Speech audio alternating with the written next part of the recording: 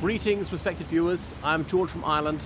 Here I am on Chain Walk in Chelsea, London. I think it's pronounced Chain Walk, not Shane Walk. I'm filming the house of Dante, Gabriel, Rossetti behind me. Now, Charles Algernon Swinburne lived there too, but not at the same time. So I'm just going to concentrate on Rossetti in this one. Sorry, Rossetti. I often mispronounce it Rossetti, but it's a double S in it.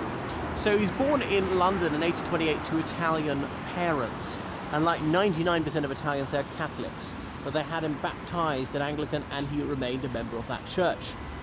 So his father was an intellectual, was in exile from Italy, partly because of his nationalist sympathies. So Italy was divided into 24 states at the time, the northern ones under the thumb of the Austrian Empire, or the Papal States in the centre of the country, controlled by the Pope, who appointed various legates, cardinals, to control the various papal states such as Bologna, and the Kingdom of the Two Sicilies in the south.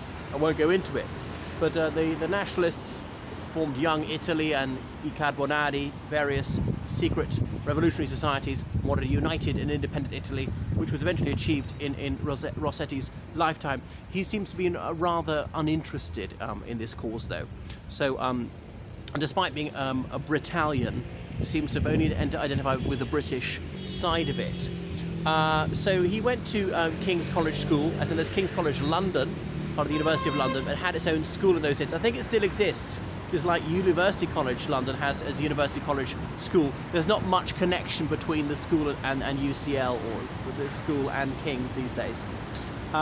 So he was someone who was blessed with boundless self-confidence. He was a genial sort, and he was the envy of his schoolmates in many ways, but he was egomaniacal, sometimes lackadaisical, and the despair of his parents from time to time. He had a number of siblings. He had a brother who was an artist as well. I don't remember the brother's name, obviously much less well known, and his sister Christina Rossetti was a poetess of some note.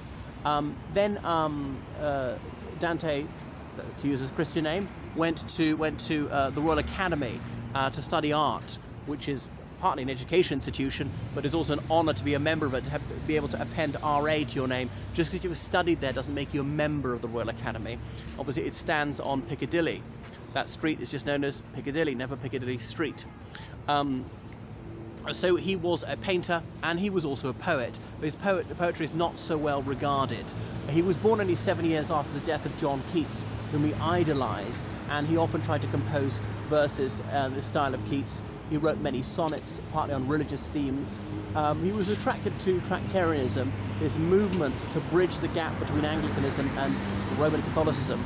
No, he didn't want the Pope to be the head of his church, but to revive some of the noble traditions of Catholicism, like monasticism. Not that he wanted to be a monk, but the sacraments and greater ritual make worship more colourful, more theatrical.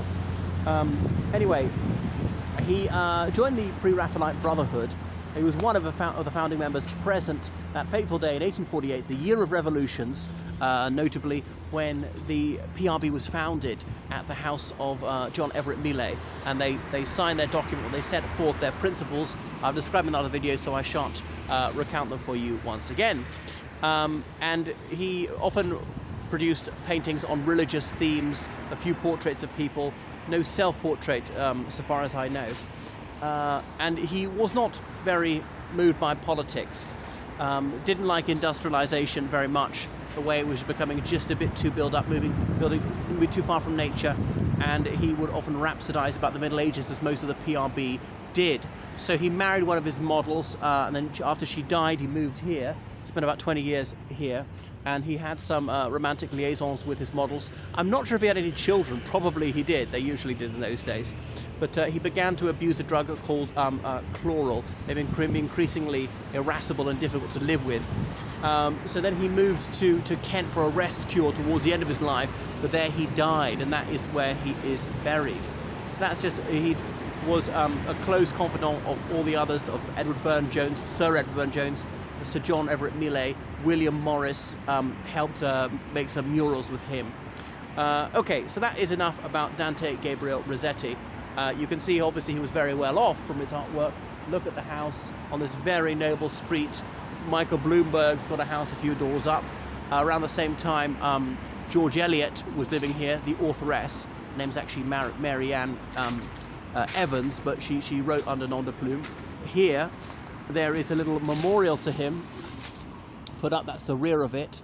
I'm not showing you the front of it. There's a brass plaque with all the names of all the subscribers, and there is the Thames, okay, which wasn't as beautiful back then because it was a bit of an open sewer till Bazalgette in the 1860s started saying we've got to pipe all the effluent out of London.